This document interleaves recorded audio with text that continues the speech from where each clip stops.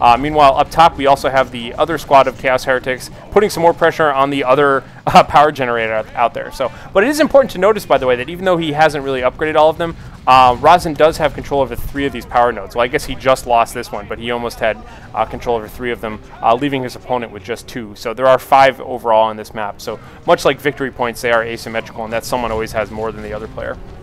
But doesn't matter. It looks like pouring a lot of fire into this retreating Apothecary, who has been upgraded, by the way, with the Master Crafted Bolter, which basically gives him the full auto ability, allows him to knock back units and that sort of thing. It is important as the game progresses to make sure that you are buying equipment for your heroes and for your models and things like that, because unlike a lot of other RTSs, you don't actually upgrade technology someplace. You know, there isn't some building that you have that you upgrade the ranged weapons for all of your units or anything. You end up having to upgrade each individual squad. So like these guys have been upgraded to have a shotgun, etc. So meanwhile, just Tactical Marines hanging out, and oh, we see in production right now a Blood Crusher coming out right now for Edjtuh, our Chaos player. Blood Crusher is a big, huge, basically a mechanical close combat beast, really hardcore. We'll take a look at that in a sec when it gets out in the field right now. But just kind of a mishmash of fire going on right here in the middle. You can see that the Assault Marines bouncing around, forcing some retreats going on here, and meanwhile these Tactical Marines just trying to hold on as well as they can. This Chaos Sorcerer, however, putting a lot of pressure on them. Meanwhile, we can see once again that these Assault Squad guys are just charging on in. And here we have it. Oh, yeah, the Blood Crusher is on the battlefield right now. I really love the way this guy looks. You can see it's a huge mechanical kind of boar, dog-like hellhound kind of thing, being ridden by a demon with a flaming sword. Super-duper evil thing there. Moves very quickly. It can charge, has a bunch of other abilities like that, and just really, really good in close combat there. So you can see those scouts just getting the heck on out of there. And he's just kind of charging on in right now. So good kind of mid-game unit to get out there, and we're likely going to see some sort of a counter just specifically for this vehicle coming out for Rosen, because that does represent a huge problem, because that thing is so good at close combat. And you can see it's just charging in here right now, putting a lot of pressure on this power node. Look at that rate of fire there, just stabbing away, adding the occasional headbutt just for good measure. That thing's pretty fearsome. Anyhow, up in the north here, we have another little bit of a combat going on right now. We got the Space Marines, basically the Assault Marines and the Scouts, and boom, you see that little green field around the Scouts there? That is the Apothecary's heal ability, just kind of healing them right back up to full. The Apothecary is really a brutal hero. Easy to underestimate, because the ability just to suddenly like pop squads back to full health really helps here. You can see all of these squads on here are suppressed by this heavy bolter fire. These Chaos Havocs are missing a squad member right now, and now we do see a Devastator Marine squad being put into production right now by Rosen. That's a great idea. Devastator's likely equipped with, I'm pretty sure he's getting the ones equipped with the heavy last cannon, laser cannons, super good anti-vehicle weapon, very accurate, long range, etc. So that's going to be his counter right now for the light vehicle, and we'll have to see how that works out.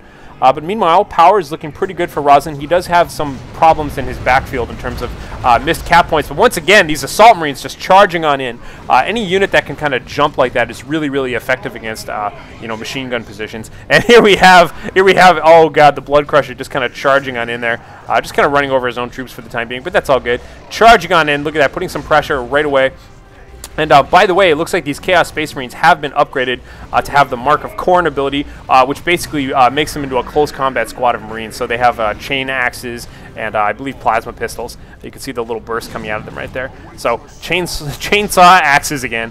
I love that idea. Anyhow, so these guys are moving on in, putting a lot of pressure on these Tactical Marines. And here we have the Devastator squad on the field right now, taking some long-range shots. Boom! Look at that thing. That Blood Crusher's in a lot of trouble right now. And whoa, I think we just had a, was that warped on out of there, or did it also get killed while that happened? I think it got totally killed, but I didn't quite see the graphic happen there. So there was a couple of things that happened all at the same time here, but I do not believe that Blood Crusher survived the encounter due to all the heavy weapons fire here from the Devastator Marine squad. So yes, there's that last cannon upgrade for them there. So meanwhile, strong central presence here, because he just warped all of his units out of danger there. And now you can see that the Chaos Sorcerer does have he does have some army item upgrades here. Oh, the warp fire ability goes off right there. You can see there was a single retreating scout right there that was running away, and he just kind of let loose a little line of warp fire there. The Chaos Sorcerer, by the way, so the warp fire is granted by the Rod of Warp Fire. He also has the Robes of Torment, which give him Chains of Torment ability, which lock down a whole bunch of squads. So Chains of Torment, that's what they look like right there, kind of these evil, demonic-looking chains and that sort of thing. But he kind of swung and missed right there. Meanwhile, just a lot of ranged fire coming here out of the Tactical Marines, the Apothecary, who has also been upgraded for a wide variety of weapons right now. We do have the Chaos Space Marines kind of charging in, forcing these scouts on out of the way here. Kind of a lot of damage going on here, but really nothing happening in terms of actual units being lost. Here we now have the Assault Squad charging on in.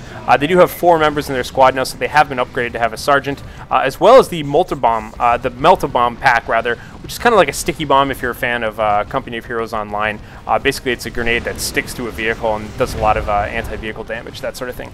Looks like the Assault Marines charging on in here, just letting loose a wave of special attack right through that whole group of men there. Everybody's retreating. A lot of very, very wounded models here. Heretics just kind of hanging around, using that Doom Blast ability once again to kind of cover their retreat, and then having to get the heck on out of there. Meanwhile, Chaos Havoc's doing a pretty good job, just kind of laying down the fire, but a little too little too late there for Edjtuh, I believe. So, meanwhile, you can see once again this Apothecary just kind of healing up all the squads around him. Let's take a moment here just to take a peek at his abilities. So we already saw the Mastercrafted Bolter. He has the Armor of Purity, which basically makes him be able to heal more quickly, reduces the cooldown on it. Also increases his health. And then he has the improved medical gear, which gives him more energy and more energy regeneration. So basically, he is being geared out just to be a raw healer. Meanwhile, you can see his scouts down here in the south capturing this point again, trying to deny power to his opponent. That could be really devastating because, as I showed before, he does have 3 out of the 5 power points on this map. This would be number 4 out of 5. Really putting some power crunches down here onto Edjtuh now. Edjtuh just buying a straight-up squad of Bloodletters here. Bloodletters can warp in and out. Here they go jumping across the map just a little ways here. Bloodletters are just demons directly from the warp. They have these flaming swords. We saw one of them earlier riding around on that Blood Crusher. Once again, we can see that these Chaos Heretics are going into worship right now.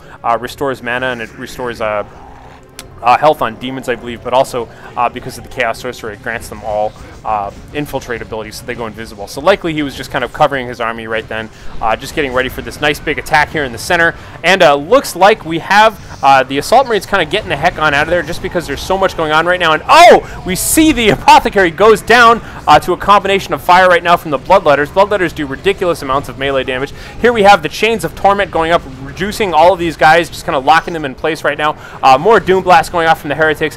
Just a ton of firing going on right now. And it looks like Rosen's taking some serious casualties. However, he does have a significant amount of his forces kind of retreated here in the rear. You can see these Bloodletters going head-to-head with the Assault Marines right now. The Assault Marines doing a pretty good job knocking them back, getting healed. The Apothecary was able to be recovered there. He got back up onto the field right now. Chaos Sorcerer is infiltrated for the time being, sneaking on through. And we have a Razorback on the field right now. So a Razorback is a little troop transport. It allows units to resupply. You can see resupplied units getting back on into the field right now. Bloodletters still charging on in here, but the dual heavy bolters on the roof of this Razorback putting a lot of pressure on them right now. Everybody's having to retreat, getting the heck on out of there. That's not looking too good. Those Bloodletters do so much damage, though, but you can see these Assault Marines here just jumping right back into action, fully healed up, fully resupplied from this Razorback right now. Razorback taking a good amount of damage here, though. They're going to have to get the heck on out of there, but you can see squads leveling up, lots of melee damage going on here, tons of support.